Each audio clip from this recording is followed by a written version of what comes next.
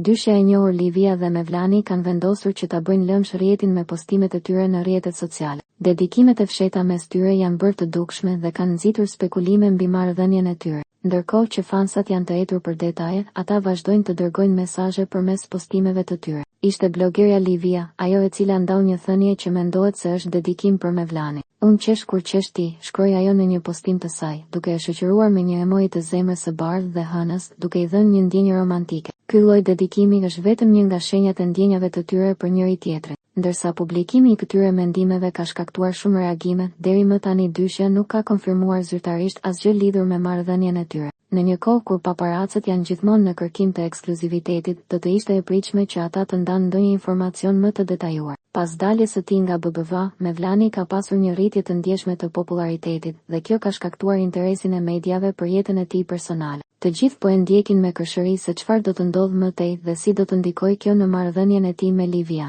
Fansat kanë filluar të besojnë se Livia dhe Mevlani janë duke kaluar një periudhë të re në jetën e tyre, ku ndjenjat po thellohen. Pas videove emocionuese dhe fotove të shpërndara nga të dyja palët, ata duket se po rikrijojnë lidhjen e tyre, duke i dhënë shpresë fansave për një romancë të re. Një marrëdhënie e dukshme, e mbushur me momente të veçanta, mund të jetë në horizont për çiftin. Edhe pse deri më tani kanë qenë të rezervuar në lidhje me ndjenjat e tyre, çdo postim i tyre rrit tensionin dhe emocionin mes ndjekësve. Kjo situatë sjell një reflektim mbi rëndësinë e komunikimit në marrëdhënie. Ajo që ata po ndajnë është më shumë se thjesht një dedikim, është një mënyrë për të shprehur ndjenjat në një botë ku shprehjet e dashurisë shpesh kërkojnë guxim. Çfarëdo që po ndodh, fansat e dyshës janë të etur për ta mbajtur nën vëzhgim çdo lëvizje